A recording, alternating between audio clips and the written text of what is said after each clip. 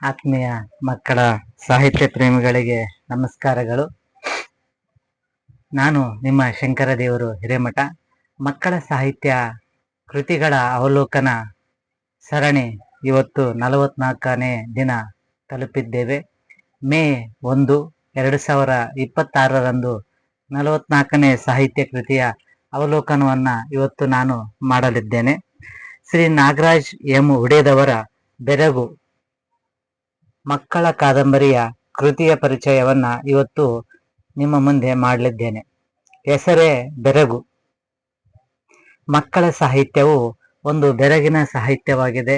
ವಿಶಿಷ್ಟವಾಗಿರುವಂತಹ ಕೌತುಕಗಳನ್ನು ಒಳಗೊಂಡಿರುವಂತಹ ರೋಚಕ ತಿರುವುಗಳನ್ನು ಒಳಗೊಂಡಿರುವಂತಹ ಈ ಬೆರಗು ಕಾದಂಬರಿಯನ್ನ ಇವತ್ತು ನಿಮಗೆ ಪರಿಚಯ ಮಾಡಲಿದ್ದೇನೆ. ಮೂಲತಃ ಗದಗ ಜಿಲ್ಲೆಯವರಾಗಿರುವಂತಹ ನಾಗರಾಜ್ ಎಂ ಉಡೇದವರು ಯಲ್ಲಾಪುರ ತಾಲೂಕಿನ ಬೈಲಂದೂರು ಗೌಲಿವಾಡ ಪ್ರಾಥಮಿಕ ಶಾಲೆಯ ಶಿಕ್ಷಕರಾಗಿ 18 ವರ್ಷಗಳ ಕಾಲ ಸೇವೆ ಸಲ್ಲಿಸಿ ಪ್ರಸ್ತುತ ಹಾವೇರಿ ತಾಲೂಕಿನ ಸರ್ಕಾರಿ ಹಿರಿಯ ಪ್ರಾಥಮಿಕ ಶಾಲೆ ಕೋಳೂರಿನಲ್ಲಿ ಶಿಕ್ಷಕರಾಗಿ ಸೇವೆ ಸಲ್ಲಿಸ್ತಾ ಇದ್ದಾರೆ. ಇವರು ಈಗಾಗಲೇ ನಗುವ ತುಟಿಗಳಲ್ಲಿ, ಸುವರ್ಣ ಜ್ಞಾನ, ಕಿರುಗೊಂಚಲು, ಸೇಡಿನ ಹುಲಿಗಳು, ಭರವಸೆ ಎನ್ನುವಂತ ಕೃತಿಗಳನ್ನ ಪ್ರಕಟಿಸಿದ್ದಾರೆ. ಇವರಿಗೆ ಉತ್ತಮ ಸಂಘಟಕ ಪ್ರಶಸ್ತಿ, ಉತ್ತರ ಕನ್ನಡ ಜಿಲ್ಲಾ ಕನ್ನಡ ಸಾಹಿತ್ಯ ಪರಿಷತ್ ನೀಡುವ ರಾಜ್ಯೋತ್ಸವ ಕೃತಿ ಪುರಸ್ಕಾರ, ಉತ್ತಮ ಶಿಕ್ಷಕ ಪ್ರಶಸ್ತಿಯನ್ನ ಇವರು ಪ್ರಶಸ್ತಿ ಪುರಸ್ಕೃತರಾಗಿದ್ದಾರೆ. ಬೆರಗು ಮಕ್ಕಳ ಕಾದಂಬರಿ ಕಸ್ತೂರಿ ಪ್ರಕಾಶನ ತಗೊಂಡ ಅವರ ಪ್ರಕಾಶನದ ಮೂಲಕ ಪ್ರಕಟವಾಗಿದೆ. ಗದಗ್ ಕಸ್ತೂರಿ ಪ್ರಕಾಶನದಿಂದ ಪ್ರಕಟವಾಗಿರುವಂತಹ ಈ ಕೃತಿ 2023ರಲ್ಲಿ ಪ್ರಕಟವಾಗಿರುವಂತಹ ಈ ಕೃತಿ 102 ಪುಟಗಳನ್ನು ಒಳಗೊಂಡಿದ್ದು 140 ರೂಪಾಯಿ ಬೆಲೆಯನ್ನ ನಿಗದಿಪಡಿಸಲಾಗಿದೆ. ಮುಖಪುಟ ವಿನ್ಯಾಸವನ್ನ, ರೇಖಾಚಿತ್ರಗಳನ್ನ ಸಂತೋಷ್ ಸಸಿಹಿತ್ಲ್ ಅವರು ಮಾಡಿದ್ದಾರೆ. ಒಳಪುಟಗಳ ವಿನ್ಯಾಸವನ್ನ ಅಮೃತ RG ಹಾವೇರಿ ಅವರು ಮಾಡಿದ್ದಾರೆ. ಈ ಬೆರಗುನಂತ ಮಕ್ಕಳ ಕಾದಂಬರಿಗೆ ಮುನ್ನುಡಿಯನ್ನ ಕೇಂದ್ರ ಸಾಹಿತ್ಯ ಅಕಾಡೆಮಿಯ ಬಾಲ ಪುರಸ್ಕಾರ ಪ್ರಶಸ್ತಿ ಪುರಸ್ಕೃತರಾಗಿರುವಂತ ಡಾಕ್ಟರ್ ಬಸು ಬೇವಿನಗಿಡ ಸರ್ ಅವರು ಮುನ್ನುಡಿಯನ್ನ ಬರೆದು ಶುಭಾರೈಸಿದ್ದಾರೆ. ಬೆನ್ನುಡಿಯನ್ನ ಶ್ರೀ ವೈಜಿ ಭಗವತಿ ಸರ್ ಅವರು ಬೆನ್ನುಡಿಯನ್ನ ಬರೆದು ಶುಭಾರೈಸಿದ್ದಾರೆ. ಈ ಕೃತಿಗೆ ಅಭಿಪ್ರಾಯಗಳನ್ನ ಡಾಕ್ಟರ್ ಆನಂದ್ ಪಾಟೀಲ್ ಸರ್ ಅವರು, ಸತೀಶ್ ಕುಲಕರ್ಣಿ ಸರ್ ಅವರು ಹಾಗೂ ಡಾಕ್ಟರ್ ವಿನಾಯಕ್ ಕಮತದ್ ಸರ್ ಅವರು ಅಭಿಪ್ರಾಯಗಳನ್ನ ದಾಖಲಿಸಿರುವಂತ ಈ ಕೃತಿಯಲ್ಲಿ ದಾಖಲಿಸಿದ್ದಾರೆ. ಒಟ್ಟು 16 ಅಧ್ಯಾಯಗಳಲ್ಲಿ ಈ ಕಾದಂಬರಿ ತನ್ನನ್ನು ತಾನು ತೆರೆದುಕೊಳ್ಳುತ್ತಾ ಹೋಗುತ್ತೆ. ಮಕ್ಕಳಲ್ಲಿರುವಂತ ಒಂದು ಕುತೂಹಲ, ಆಮೇಲೆ ಅವರೆಲ್ಲ ಯಾವೆಲ್ಲ ಸಾಹಸಗಳನ್ನ ಮಾಡ್ತಾರೆ ಅನ್ನುವಂತ ಒಂದು ವಿಷಯ ವಸ್ತುವನ್ನ ಈ ಕಾದಂಬರಿ ಒಟ್ಟು 16 ಅಧ್ಯಾಯಗಳಲ್ಲಿ ಕಾದಂಬರಿ ವಿಸ್ತಾರವಾಗುತ್ತೆ. ಮೊದಲ ಈ ಕಾದಂಬರಿಯ ಮುಖ್ಯ ಪಾತ್ರಧಾರಿಗಳು ಶ್ಯಾಮು, ಕಮಲ, ಶಾರವ್ವ, ಯಲ್ಲಮ್ಮ, ಶರಣಪ್ಪ, ರಾಜು, ನಾಗಪ್ಪ ಮುಂತಾದವರು ಈ ಕಾದಂಬರಿಯ ಮುಖ್ಯ ಪಾತ್ರಧಾರಿಗಳಾಗಿದ್ದಾರೆ. ಹಾಗೆ ಈ ಕಾದಂಬರಿ ಹಲವಾರು ವಿಶೇಷಗಳತೆಗಳನ್ನು ಒಳಗೊಂಡಿದೆ. ಅಂದ್ರೆ ಸ್ಥಳೀಯ ಇತಿಹಾಸವಾಗಿರ್ಬೋದು, ಮರಗಳ ವಿಧಗಳಾಗಿರ್ಬೋದು, ಪ್ರಾಣಿಗಳ ವಿಧಗಳಾಗಿರ್ಬೋದು, ಜಲಚರ ಜೀವಿಗಳು, ಕಾಡು, ಅರಣ್ಯ, ಬೆಟ್ಟ, ಗುಡ್ಡಗಳ ಸುತ್ತ ಈ ಕಾದಂಬರಿ ತೆರೆದುಕೊಳ್ಳುತ್ತಾ ಹೋಗ್ತದೆ. ಹಾಗೆ ಮಕ್ಕಳಿಗೆ ಫಸ್ಟ್ಗೆ ಮೊದಲನೇ ಅಧ್ಯಾಯ ಪ್ರಾರಂಭ ಆಗದೆ ಮಕ್ಕಳಿಗೆ ಅವ್ರ ಅಜ್ಜ ನೇರಳೆ ಹಣ್ಣುಗಳನ್ನ ತಂದು ಕೊಡುವ ಮೂಲಕ ಕಾದಂಬರಿ ತನ್ನನ್ನು ತಾನು ತೆರೆದುಕೊಳ್ಳುತ್ತಾ ಹೋಗುತ್ತೆ. ಅಜ್ಜ ಒಂದು ಟವೆಲ್ ನಲ್ಲಿ ನೇರಳೆ ಹಣ್ಣುಗಳನ್ನ ತಂದು ಮಕ್ಕಳಿಗೆ ಬನ್ನಿ ಮಕ್ಕಳೇ ಅಂತಂದಾಗ ಮಕ್ಕಳಿಗೆ ನನಗಜ್ಜ ಅಂತೇಳಿ ನೇರಳೆ ಹಣ್ಣುಗಳನ್ನ ತಗನಕ ಓಡಿ ಬರ್ತಾರೆ. ಅವಾಗ ಅಜ್ಜ ಅಂತಾನ, ಇಲ್ಲ ನೀವು ಯಾರು ಇದು ಮಾಡ್ಬೇಡ್ರಿ, ಎಲ್ಲರಿಗೂ ನಾನು ಹಣ್ಣುಗಳನ್ನ ಕೊಡ್ತೀನಿ ಅಂತ ಹೇಳ್ತಾನ. ಆಮೇಲೆ ಎಲ್ಲರೂ ಸಹಿತ ಹಣ್ಣುಗಳನ್ನ ತಿಂತಾರೆ. ಅವಾಗ ಎಲ್ಲರೂ ನೇರಳೆ ಹಣ್ಣು ತಿಂದ ನಂತರ ನಾಲಿಗೆ ನೀಲಿ ಕಲರ್ ಆದಾಗ ನಂದು ನಾಲಿಗೆ ಹೆಚ್ಚು ನೀಲಾಗಿದೆ, ನಂದು ಹೆಚ್ಚು ನೀಲಾಗಿದೆ ಅಂತ ಒಬ್ರಿಗೊಬ್ರು ಕಾಂಪಿಟೇಷನ್ ಮಾಡ್ಕೊಂತ ಹೋಗ್ತಾರ. ಅವಾಗ ನಾಲಿಗೆ ಯಾಕೆ ನೀಲಿ ಆಗುತ್ತೆ ಅನ್ನುವಂತ ವಿಷಯದ ಕುರಿತಾಗಿನೂ ವೈಜ್ಞಾನಿಕವಾದ ಹಿನ್ನೆಲೆಯನ್ನ ಇಲ್ಲಿ ಲೇಖಕರು ಕೊಡುವಂತ ಪ್ರಯತ್ನವನ್ನ ಮಾಡಿದ್ದಾರೆ. ಹಣ್ಣಿನ ವರ್ಣತಂತುಗಳಲ್ಲಿರುವಂತ ವಿಶಿಷ್ಟವಾದ ಆಂಥೋಸಿಯಾನಿನ್ ಅನ್ನುವಂತ ಒಂದು ಅಂಶದಿಂದ ಅದು ನೇರಳೆ ಬಣ್ಣಕ್ಕೆ ತಿರುಗುತ್ತೆ. ಹಾಗೆ ಅದನ್ನ ನಾವು ಜಾಮೂನು ಅಂತಾನು ಸಹ ಕರಿತೀವಿ. ಆಮೇಲೆ ಪರ್ಪಲ್ ಕಲರ್ ಅಂತಾನು ಅದನ್ನ ಕರಿತೀವಿ ಅನ್ನುವಂತ ವಿಷಯದೊಂದಿಗೆ ಆ ವೈಜ್ಞಾನಿಕವಾಗಿರುವಂತ ಹಿನ್ನೆಲೆಯನ್ನ ಹಾಗೂ ನೇರಳೆ ಹಣ್ಣಿನ ಬಣ್ಣ ಹೇಗೆ ನೀಲಿ ಕಲರ್ ಆಗುತ್ತೆ ಅನ್ನುವಂತ ವಿಷಯವನ್ನು ಸಹ ಇಲ್ಲಿ ಮಕ್ಕಳಿಗೆ ವಿಷಯದ ಹಿನ್ನೆಲೆಯನ್ನು ಸಹ ಹೇಳುವಂತ ಕೆಲಸ ಮಾಡ್ತಾರೆ. ಹಾಗೆ ಹಾಸ್ಯನು ಸಹ, ಒಂದು ಹುಡುಗ ಆ ಬೀಜನ ಸಹಿತ ನುಂಗಿ ಬಿಟ್ಟಿರ್ತಾನ. ಅವಾಗ ಬೀಜ ನುಂಗಿದಾಗ ಹೆಂಗಾಗುತ್ತೆ, ಇಲ್ಲ ನಾಳೆ ನಿನ್ನ ಹೊಟ್ಟೆ ಗಿಡ ಆಗುತ್ತೆ ತಡಿ ಅಂತ ಹೇಳಿ ರೇಗಿಸ್ತಾರೆ. ಅವಾಗ ಅದನ್ನ ತಿಳಿ ಹಾಸ್ಯದ ಮೂಲಕ ಕಾದಂಬರಿಯಲ್ಲಿ ದಾಖಲಿಸ್ತಾರೆ. ಹಾಗೆ ಮಕ್ಕಳ ನಡುವೆ ನಡೆಯುವಂತ ಹಾಸ್ಯಗಳು, ಮಕ್ಕಳ ತಮಗೆ ತಾವು ರೇಗಿಸಿಕೊಳ್ಳೋದು, ಮತ್ತೆ ಒಂದಾಗುವಂತ ಒಂದು ಪ್ರಕ್ರಿಯೆಯನ್ನ ತೋರಿಸ್ತಾರೆ. ಹಾಗೆ ಹಳ್ಳಿ ಮನೆಯಲ್ಲಿ ರೂಪ ಮತ್ತು ಚಂದ್ರನು ಅಂತ ದಂಪತಿಗೆ 3 ಜನ ಮಕ್ಕಳಿರ್ತಾರೆ. ಕಮಲ ಹಾಗೂ ರಾಮು ಶಾಮು ಅನಂತ ಅವಳಿ 3 ಜನ ಮಕ್ಕಳು. ಅವರು ದಾವಣಗೆರೆ ಒಳಗಿರ್ತಾರೆ. ಆದ್ರೆ ರಜೆ ಇದ್ದಾಗ, ರಜೆದ ಕಾರಣಕ್ಕೆ ಅವರು ತಮ್ಮ ಊರಿಗೆ ಬಂದಿರ್ತಾರೆ. ಊರಿಗೆ ಬಂದಾಗ ಅಲ್ಲಿ ಮತ್ತೆ ಅವರಿಗೆ ಫಸ್ಟ್ ಇಳಿದು ಬಿಟ್ಲೆ ಮೈಲಾರ ಮಹಾದೇವ, ಸ್ವಾತಂತ್ರ್ಯ ಹೋರಾಟಗಾರ ಮೈಲಾರ ಮಹಾದೇವನ ಮೂರ್ತಿಯ ದರ್ಶನ ಆಗುತ್ತೆ. ಹಾಗೆ ಆ ಊರಲ್ಲಿರುವಂತ ದೇವಸ್ಥಾನಗಳು, ಕಮಲೇಶ್ವರ ದೇವಸ್ಥಾನ, ಐತಿಹಾಸಿಕ ಕಲ್ಮಠ, ಸಾಧು ಅಡಿಗಜ್ಜನ ಮಠ, ಬೀರೇಶ್ವರ, ಮಾರುತಿ, ದ್ಯಾಮವ್ವ, ಕಲ್ಮೇಶ್ವರ ದೇವಸ್ಥಾನ, ದುರ್ಗವ್ವ, ಹಾಗೆ ಮಸೀದಿಗಳು, ದೇವಸ್ಥಾನಗಳದಾವ ಅಂತೇಳಿ. ಆಮೇಲೆ ಏನು ಇಲ್ಲಿ ವಿಶೇಷ ಅಂದ್ರೆ, ಗ್ರಾಮೀಣ ಭಾಗದಲ್ಲಿರುವಂತಹ ದೇವಸ್ಥಾನಗಳು ಹಾಗೂ ಹಿನ್ನೆಲೆ, ಆಮೇಲೆ ಸ್ವಾತಂತ್ರ್ಯ ಹೋರಾಟಗಾರರು ಹಾಗೂ ಸ್ಥಳೀಯ ಹಿನ್ನೆಲೆಯನ್ನು ಸಹ ದಾಖಲಿಸುವಂತ ಪ್ರಯತ್ನವನ್ನ ಮಾಡಿದ್ದಾರೆ. ಹಾಗೆ ಆಟ ಆಡ್ತಾ ಆಡ್ತಾ ಆಡ್ತಾ ಚಿನ್ನಿದಾಂಡು ಆಡಬೇಕಾರೆ, ಅದು ಚಿನ್ನಿದಾಂಡು ಆಡ್ಬೇಕಾದ್ರೆ ಅದು ಬಂದು ಚಿನ್ನಿ ಕಣ್ಣಿಗೆ ಬಿಡಿತೈತೆ. ಬಡದಾಗ ಅವನ್ನ ಕರ್ಕೊಂಡೋಗಿ ಔಷಧೋಪಚಾರ ಮಾಡುವಂಥದ್ದು.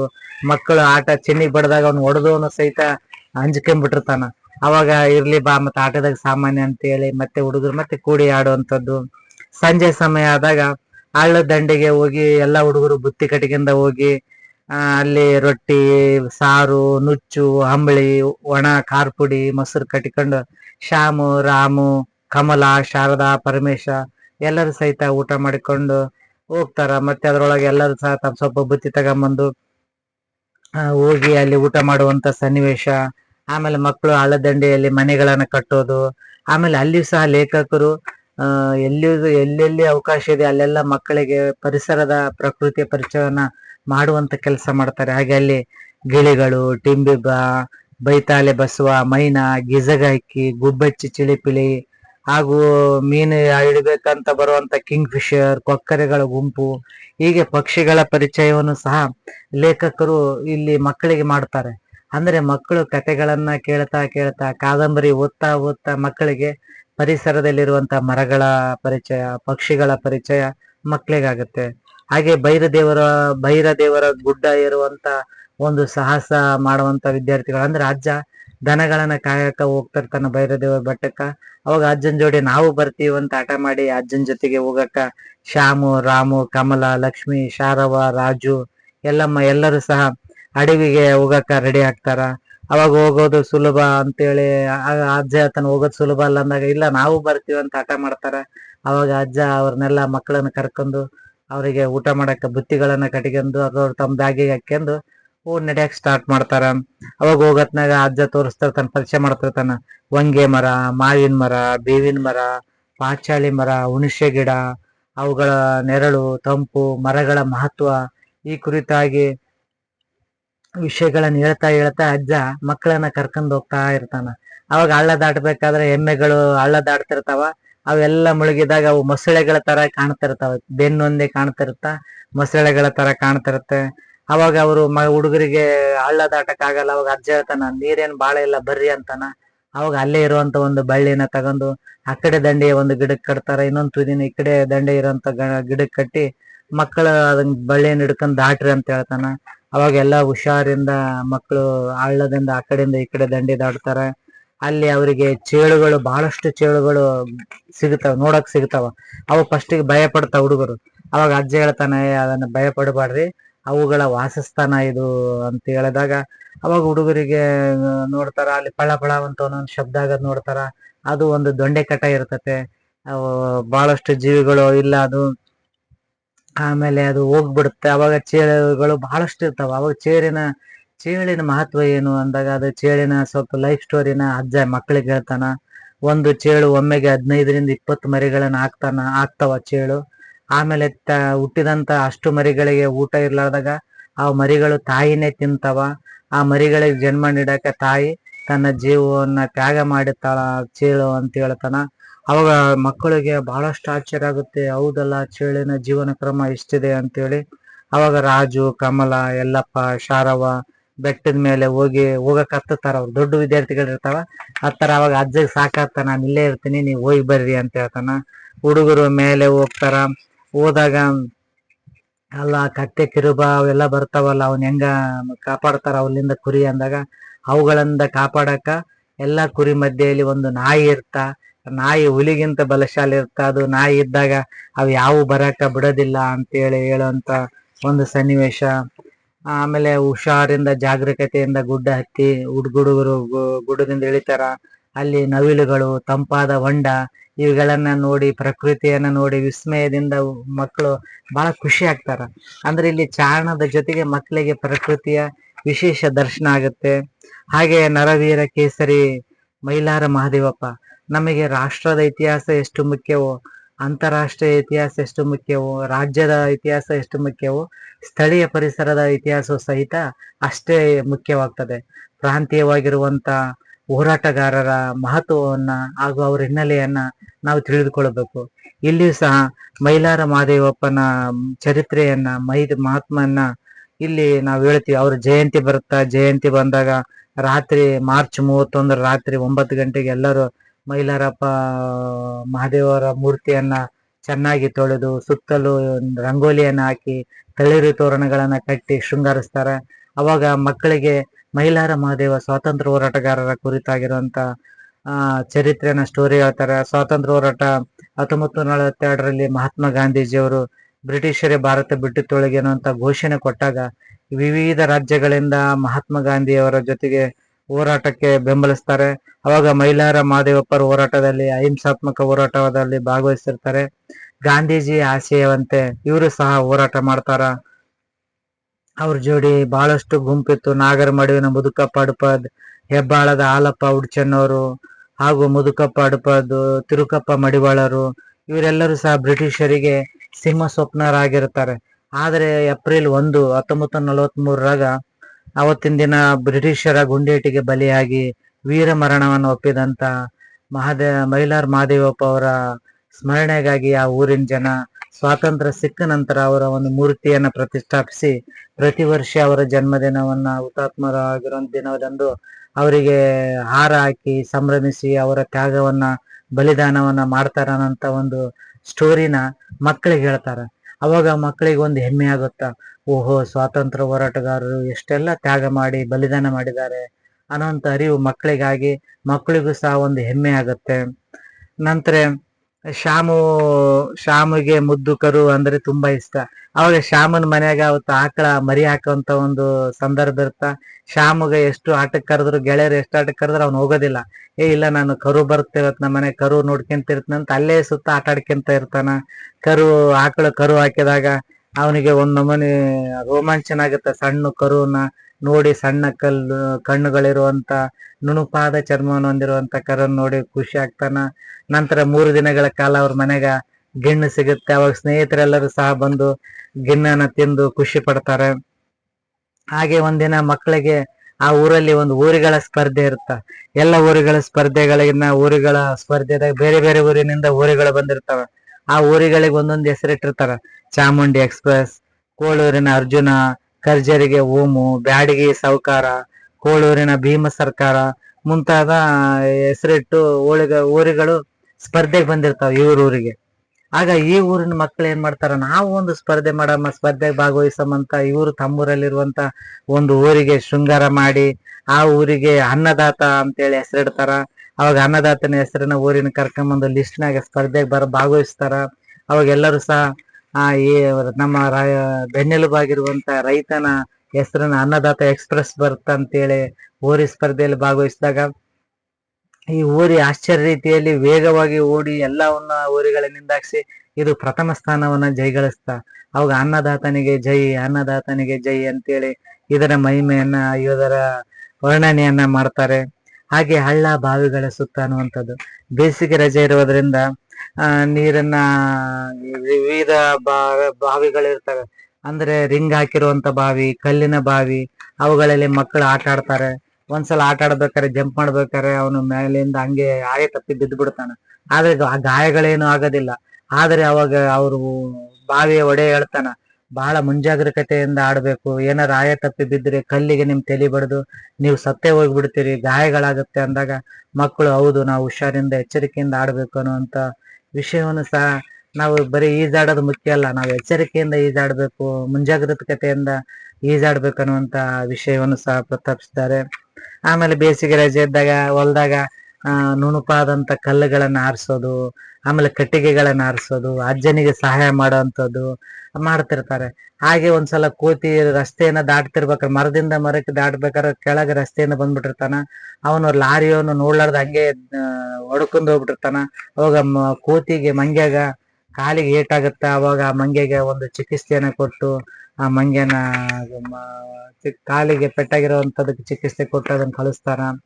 ಅಂದ್ರೆ ಮಕ್ಕಳಲ್ಲಿರುವಂತ ಔದಾರ್ಯ, ಪ್ರಾಣಿಯ ಪ್ರೀತಿಯನ್ನ ಎಷ್ಟಿರ್ತದೆ ಅನ್ನೋಂಥದ್ದು, ಮಗು ಮನಸ್ಸಿನ ಮುಗ್ಧತೆಯನ್ನು ಹೊಂದಿರುವಂತ ಒಡೆದ್ ಸರ್ ಅವರು ಮಕ್ಕಳು ಏನೆಲ್ಲ ಕೆಲಸಗಳನ್ನ ಮಾಡ್ತಾರೆ ಅದನ್ನೆಲ್ಲ ಈ ಕಾದಂಬರಿ ಮೂಲಕ ನಮಗೆ ಓದುಗರಿಗೆ ಹೇಳುವಂತ ಪ್ರಯತ್ನ ಮಾಡ್ತಾರೆ. ಆದರೆ ಸೌಂದರ್ಯ ಸಿರಿಯ ನಡುಗಡ್ಡೆ, ಹಳ್ಳಿಯಿಂದ ಸ್ವಲ್ಪ ದೂರದಲ್ಲಿ ಹಳ್ಳಗಳ ನಡುವಿರುವಂತ ನಡುಗಡ್ಡೆಗೆ ಮಕ್ಕಳು ಹೋಗ್ತಾರೆ. ಒಂದಿನದ ಟೂರ್ ಹೋಗ್ತಾರೆ. ನಡುಗಡ್ಡೆಯಲ್ಲಿ ಕುಳಿತು ಅಲ್ಲಿಯೂ ಸಹ ಮಾವು, ಹುಣಸೆ, ನೇರಳೆ ಮರಗಳನ್ನ ನೋಡಿ, ಕರಿಜಾಲಿ, ನೀಲಗಿರಿ, ಅಕೇಸಿಯ ಮುಂತಾದ ಕಾಡು ಗಿಡ ಮರಗಳನ್ನ ನೋಡಿ ಬರ್ತಾರೆ. ಹಾಗೆ ಮಕ್ಕಳು ಸಹ ಒಂದು ಜಾತ್ರೆಗೆ ಹೋಗ್ತಾರ. ಜಾತ್ರೆ ಹೋಗಿ ಬರುವಂತಾಗ ಅವರಿಗೆ ರಾತ್ರಿ ಆಗ್ಬಿಟ್ಟಿರುತ್ತ. ಆ ರಾತ್ರಿ ಆದಾಗ ಇವರು ಬಂದಿರೋಂತ ಚಕ್ಕಡಿ ಗಾಡಿ ಮುಂದಕ್ಕೆ ಹೋಗಿರುತ್ತ. ಅವಾಗ ಇವ್ರು ನಡ್ಕಂತ ಹೋಗ್ತಿರುವಾಗ ಅಲ್ಲಿ ಒಂದು ಮಿಂಚಿದಂಗ ಆಗತ್ತ. ಮಕ್ಕಳಿಗೆ ಅದು ಕೊಳ್ಳಿ ದೆವ್ವ ಅನ್ಕೊಂಡ್ಬಿಟ್ಟಿರ್ತಾರ. ಅವಾಗ ಅದ್ರೊಳಗೆ ಒಬ್ಬ ಹಿರಿಯ ಆಗಿರುವಂತ ವಿದ್ಯಾರ್ಥಿ ಹೇಳ್ತಾನೆ, ಅದು ಕೊರ್ಲೆ ದೆವ್ವ ಅಲ್ಲ, ಮೂಳೆಗಳಲ್ಲಿರುವಂತ ರಂಜಕಾಂಶ ಆ ರೀತಿ ರಾತ್ರಿ ಸಮಯದಲ್ಲಿ ಹೊಳಿತೈತೆ ಅಂತಂದಾಗ ಮಕ್ಳಿಗೆ ಸ್ವಲ್ಪ ಧೈರ್ಯ ಆಗತ್ತ. ಅಷ್ಟರಲ್ಲಿ ಮತ್ತೊಂದು ಚಕ್ಕಡಿ ಗಾಡಿ ಬಂದಾಗ ಆ ಚಕ್ಕಡಿ ಗಾಡಿಯಲ್ಲಿ ಕುಳಿತುಕೊಂಡು ಮಕ್ಕಳು ಹೋಗ್ತಾರ. ಅದು ಕೊಲ್ಲಿ ದೆವ್ವ ಅಲ್ಲ, ಅದು ಇದು ಎಲುಬು, ಅಸ್ಥಿ ಪಂಜರದ ಎಲುಬು ಅನ್ನಂತ ವೈಜ್ಞಾನಿಕವಾಗಿರುವಂತ ಅಂಶವನ್ನು ಹೇಳ್ತಾ ಮೂಢನಂಬಿಕೆಯನ್ನ ತೊಲಗಿಸುವಂತ ಪ್ರಯತ್ನವನ್ನ ಮಕ್ಕಳ ಮೂಲಕ ಹಿರಿಯರಿಗೂ ಹಾಗೂ ಓದುಗರಿಗೆ ಮಾಡುವಂತ ಕೆಲಸ ಮಾಡ್ತಾರೆ. ಆಗ ರಜೆ ಮುಗಿದ ನಂತರ ಮಕ್ಕಳು ಮತ್ತೆ ನಗರ ಪ್ರದೇಶಕ್ಕೆ ಹೋಗ್ತಾರೆ. ಅವ್ರ ಜೊತೆಗೆ ಮಕ್ಕಳನ್ನು ಸಹ ಕರ್ಕೊಂಡು ಹೋಗ್ತಾರೆ ಅವರು. ಆಗ ಅಲ್ಲಿ ಆಟಗಳನ್ನ ಆಡ್ತಾರ. ಚಿನ್ನಿದಾಂಡು, ಬಸವಣ್ಣ ದೇವ್ರ ಗುಡಿ ಚಿತ್ರ, ಈ ರಜೆ ಅವಧಿಯಲ್ಲಿ ಏನ್ ತೆಗೆದಿರ್ತಾರ ಫೋಟೋಗಳನ್ನ, ಅದ್ರೊಳಗೆ ಒಬ್ಬನ ಹುಡುಗ ಫೋಟೋಗಳನ್ನ ತೆಗೆದಿರ್ತಾನ.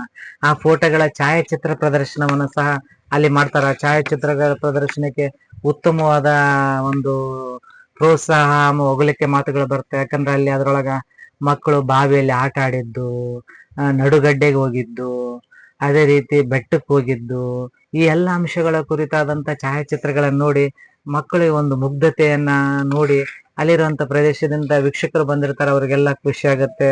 ಅದೇ ರೀತಿ ನಗರದಲ್ಲಿ ರಸ್ತೆ ದಾಟಬೇಕಾದ್ರೆ ಕೆಂಪು ದೀಪದ್ದು, ಹಸಿರು ದೀಪದ್ದು, ಜಿಬ್ರಾ ಕ್ರಾಸು, ಈ ಎಲ್ಲ ಅಂಶಗಳನ್ನ ಹೇಳ್ತಾ ಚಿತ್ರಮಂದಿರಗಳಲ್ಲಿ ಹೋಗಿ ಚಿತ್ರ ನೋಡ್ತಾ ಖುಷಿ ಪಡ್ತಾರೆ. ಹಾಗೆ ಈ ಎಲ್ಲ ಭೈರದೇವರ ಗುಡ್ಡದಲ್ಲಿರುವಂತ ಚೇಳನ್ನ ಒಂದು ರಕ್ಷಿಸಬೇಕು ಅಂತ ಒಂದು ಮಕ್ಕಳ ಒತ್ತಾಯನ ಪತ್ರವನ್ನ ಓದಿದಂತ ಸರ್ಕಾರ ಆ ಬೆಟ್ಟಕ್ಕೆ ಪ್ರಾಣಿಶಾಸ್ತ್ರ ವಿಭಾಗರನ್ನ, ಸಸ್ಯಶಾಸ್ತ್ರ ವಿಭಾಗದ ತಜ್ಞರನ್ನ ಕಳಿಸಿ ಅಲ್ಲಿರುವಂತ ಮಣ್ಣಿನ ಅಂಶಗಳನ್ನ ಕುರಿತು ಅಧ್ಯಯನ ಮಾಡ್ತಾರೆ. ಅಧ್ಯಯನ ಮಾಡಿದಾಗ ಆ ತಗೋಡದ ಭೈರವ ದೇವರ ಗುಡ್ಡದಲ್ಲಿರುವಂತ ಅಪರೂಪವಾದ ಚೇಳುಗಳನ್ನ ರಕ್ಷಕ ಆ ಪ್ರದೇಶವನ್ನ ಚೇಳು ಸುರಕ್ಷಿತ ಪ್ರದೇಶ ಅಂತ ಸರ್ಕಾರ ಘೋಷಣೆ ಮಾಡುತ್ತೆ.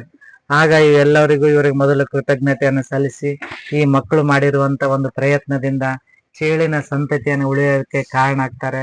ಈ ಎಲ್ಲಾ ಅಂಶಗಳ ಮೂಲಕ ಮಕ್ಕಳು ಯಾವೆಲ್ಲ ಸಾಹಸ ಪ್ರವೃತ್ತಿಯನ್ನು ಹೊಂದಿರ್ತಾರೆ, ಮಕ್ಕಳು ಎಷ್ಟೆಲ್ಲ ಸಾಹಸಗಳಿಂದ ಕ್ರಿಯಾಶೀಲತೆಯಿಂದ ಭಾಗವಹಿಸುವ ಮೂಲಕ ಒಂದು ಚೇಳಿನ ಸಂತತಿಯನ್ನ ಬೆಳೆಸುವ ಜೊತೆಗೆ ರಕ್ಷಿಸುವ ಜೊತೆಗೆ ಆ ಬೆಟ್ಟವನ್ನ ರಕ್ಷಿಸುವಂತ ಕೆಲಸ ಮಾಡ್ತಾರೆ.